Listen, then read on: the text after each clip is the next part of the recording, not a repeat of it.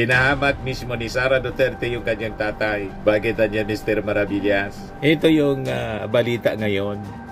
Sabi rito, BP Sara's remarks among reasons cited for denial of Duterte's interim release. Nalala ninyo yung nag-viral na sinabi niya? Nananawagan siya sa mga...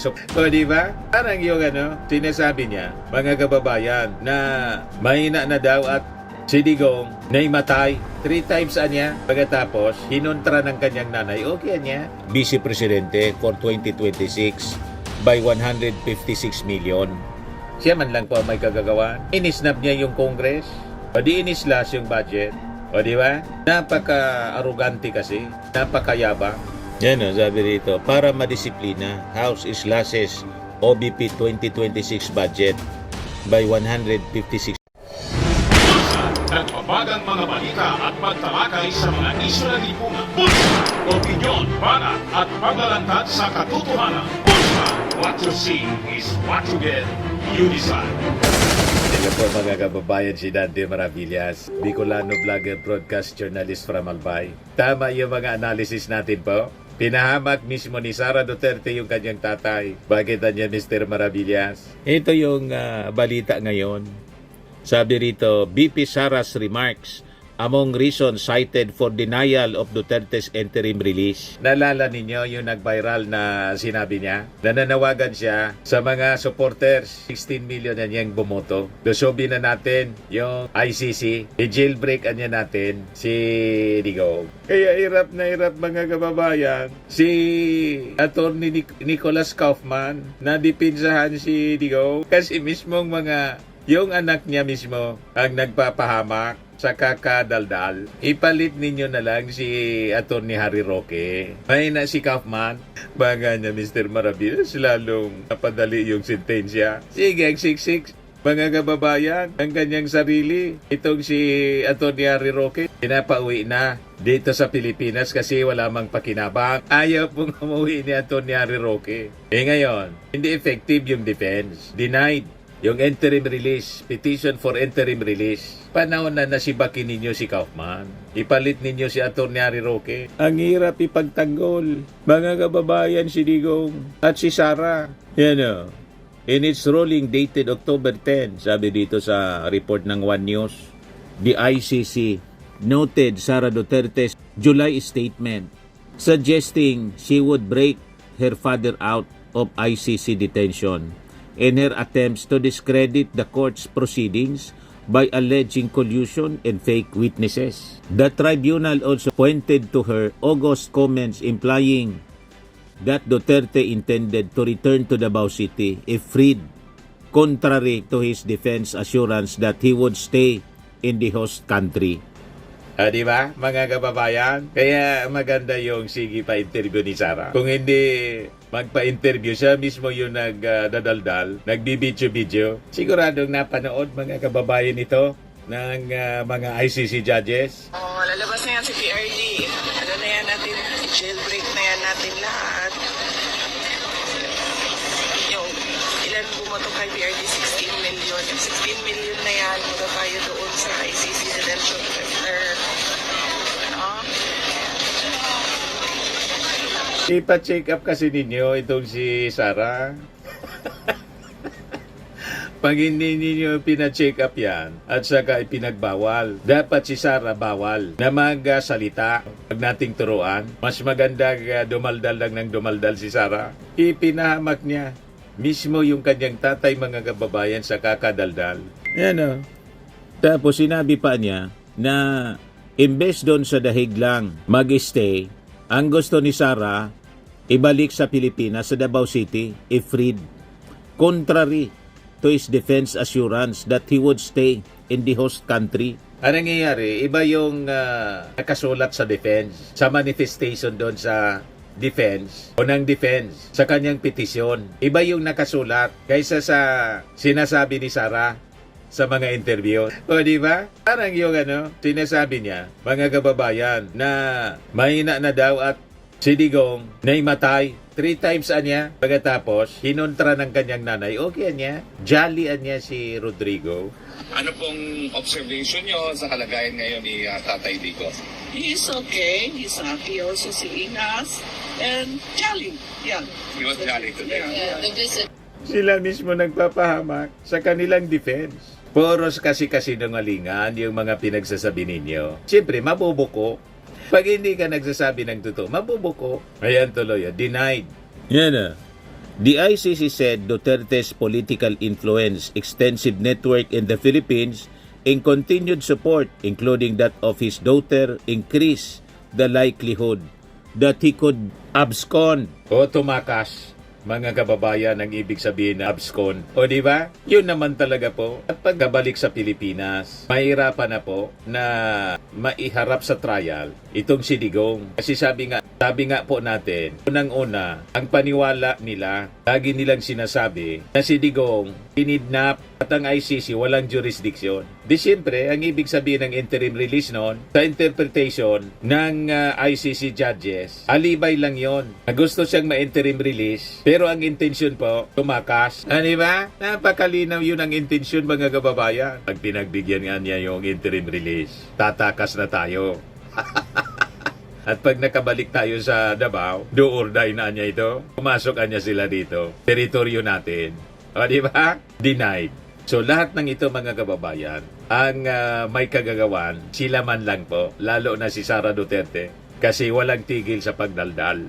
O, di ba? At itong ginagawa nila na nagbabanta sila, una yung pagbabanta sa ating Pangulo, kay Martin Romualdez, at saka kay First Lady. Tapos, sunod-sunod na mga maisog rally na ang panawagan, mga kababayan, Marcos resign. At yung mga supporters niya nanggagatong pa sa military para magkodita. Ito ay pagpapakita, mga kababayan, na nag-flex sila ng kanilang muscle.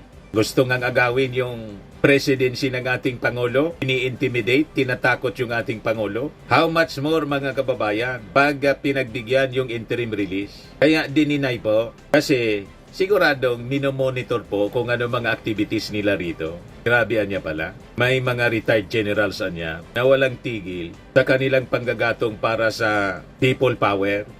At pumunta pa niya yung September 21 rally. Malamang sa malamang sa payon sa nag-udyok, mga kababayan, sa mga ICC judges para i-deny. Imagine niya kung yung vice presidente ang uupong presidente ng Pilipinas. Wala na niyang pag-asa. Yung mga pamilyang naiwan ng mga na-EJK.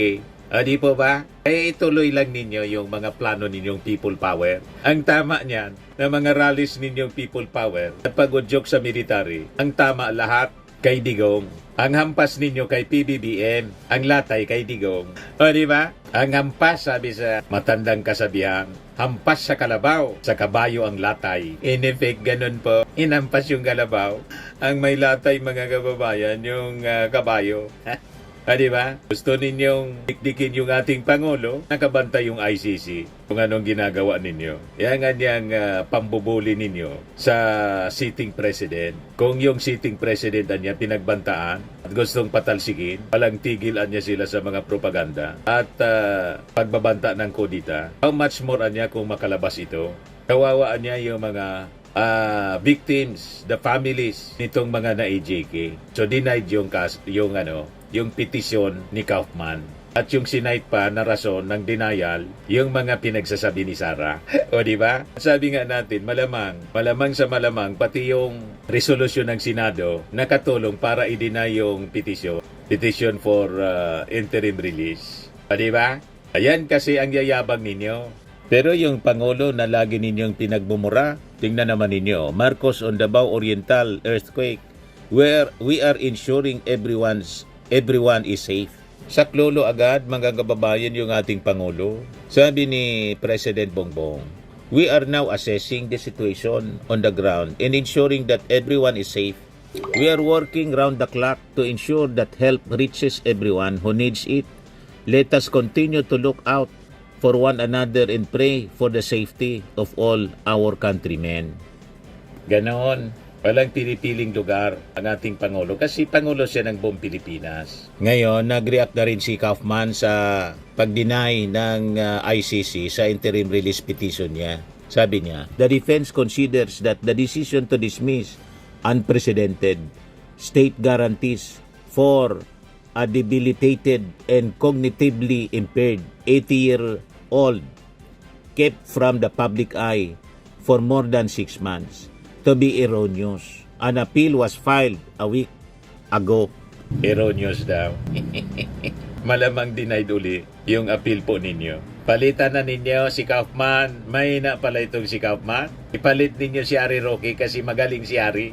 Para magkatrabaho naman kasi wala na naubos na yung savings ni Harry Roque. O di yung attorney's fee ibayad na lang kay Harry Roque para mabuhay naman ng maginhawa kasi hirap na si attorney Harry Roque. Nakikikain na lang ng humba. Nag-aaway pa. Nag-aaway dahil po sa humba pagkain dyan sa Hague. O ito yung statement na pinalabas ni Attorney Cristina Conti. Sabi niya, the judges have clearly listened to all parties and most especially the victims and its decision making. We are relieved that this shows a fair amount of trust and respect for victims, often overlooked in international law. In a balanced consideration of arguments of the suspect accused. At this point, the pending issues before the court are substantial and will determine if the case proceeds, whether the court has jurisdiction, and whether Duterte is fit to stand trial. The decision on interim release is mollifying, but at the same time, acutely reminds us of how influential the Dutertes still are. But with the detention of Duterte, the mastermind in the Netherlands, we expect victims and witnesses of the war on drugs here in the Philippines to be most emboldened to participate. Perhaps the victims of all his other crimes as well. We await and hold on to the maxim, the wheels of justice turns slow but grind exceedingly fine. Justice for all victims of Duterte's crime against the people. Tuwang-tuwa yung mga netizens. Congrats po, salamat po, more power, di pa tapos ang laban, bravo. Sasayaw naman kami ng Zumba. Palakpakan, very nice. Tuwang-tuwa po yung ating mga mamamayang Pilipino. Yes, sabi dito ni Corazon Cantosi, wala talagang magandang maidudulot ang pagsasalita ni BP Sara. Mas napapahamak ang ama niya. Sabi ni Elmer Bangawil, di obra sa ICC yung negative style ni Dostay. Batas talaga ang pinairal sa ICC, di katulad sa Pinas kahit kriminal ang isang tao, kung mayaman na absuelto lang ang kaso. Sabi ni Dennis Deserve. Kita ninyo? May breaking news na naman. Magnitude 6.9 earthquake strike off the coast of Manay, Davao Oriental ngayon pa lang. Aftershock siguro to ng magnitude 7.4 kanina. 6.9 magnitude, kasing lakas ng tumama sa Cebu, sa Bogo City, Cebu. Napakalakas noon. Manalangin po kayo at magsisi sa mga kasalanan. Sabi nga natin, ipaplano pa yung mga taga Davao, supporters ni Digong na mag-rally, mag-People Power October 12. Alam nga naman ituloy pa ninyo yung People Power para gusto ninyo iluklok si Sara bilang Pangulo. Lalo niyan madidiin si Digong. Di ba po? Tumigil kasi kayo ng mga ganyang gawain. Hindi ninyo na halata. Pati yung ating Panginoon hindi na natutuwa sa mga ginagawa ninyo. Sunod-sunod na yung tumatamang lindol. You see? Last yung mga bagyo, baha. Tapos nagkasunog pa dyan sa Davao. Mangagsisi kayo ng inyong mga kasalanan. Ang sabi ng ating Panginoon, pasakop kayo sa mga nanunungkulan. Let every soul be subject unto higher powers. For there is no power but of God. And in this case, sa ating bansa, ang power po na niluklok yung ating Pangulo. He is a minister of God. Sinasalaula ninyo yung ating Pangulo na iniligay ng Diyos na maging ministro natin for good. Tingnan niyo yung ginagawa ng ating Pangulo. Tuloy-tuloy sa kanyang paglilingkod pagkatapos ginugulo ninyo. Ayan tuloy ang mga nangyayari. Kaya sabi ni Jesus Falsis, Attorney Jesus Falsis, na isa pong vlogger, what a bad week for the DDS. Una, ombudsman. Tapos ngayon, no interim release for Tatay Digong. Pagdasal nila, wag ma-appoint si Attorney Claire as DOJ Secretary. Baka matigok sila sa sama ng loob. #walang uuwi. Sunod-sunod pong kamalasan, yung inabot po ng mga DDS. Yung ayaw nila na umupo na ombudsman, si Boyeng Rimulya, ang siyang inappoint ng ating Pangulo. Pagkatapos, ngayon naman po, na-deny yung interim release ni Digong. Tapos ito pa yung isa pang kamalasan. Inislas, binawasan po ng Congress yung budget ng Vice Presidente for 2026 by 156 million. Siya man lang po ang may kagagawan. Inisnab niya yung Congress. O di inislas yung budget. O di ba? Napaka-arugante kasi. Napakayabang. Yan o, sabi rito. Para madisiplina, House slashes OBP 2026 budget by 156 million. Binawasan pong 156 million. Effectively bringing back the agency funding to its 2025 level. Deputy Minority Leader Mamamayang Liberal Party List Representative Laila de Lima, who had no love lost for Vice President Sara Duterte, was the one who made the motion to reduce the OBP's outlay next year. I propose an amendment to the budget of the OBP in the form of a reduction from 889.24 million to its 2025 level of 733.2 million pesos, representing a reduction of 156 million or 17.5%. This is found in House Bill Gab Volume 1-A, page 22, line 19, sabi po ni de Lima. Committee on Appropriations Chairperson Nueva Ecija, 1st District Representative Micaela Angela Maika Swansing, the sponsor of the 2026 GAB, as embodied in House Bill number 4058, accepted de Lima's amendment. There was audible applause within the plenary when Swansing announced this. Palakpakan yung mga congressman kasi sinalaula po, binastos na po ng todo ni Sara Duterte yung Congress. Dapat nga zero budget na po. Ba't mo bibigyan ang isang tulad ni Sara Duterte na napaka-arugante at hindi may paliwanag yung previous budget niya? Sabi ni de Lima, paulit-ulit na anya tayong binabastos. This is arrogance. Para tayong mga magulang na tinatabig at sinisigawan ng anak na tumatangging magpaliwanag kung saan napunta ang baon. Kangalan ang magsabi na aksidente lamang ito o resulta ng pagkakamali.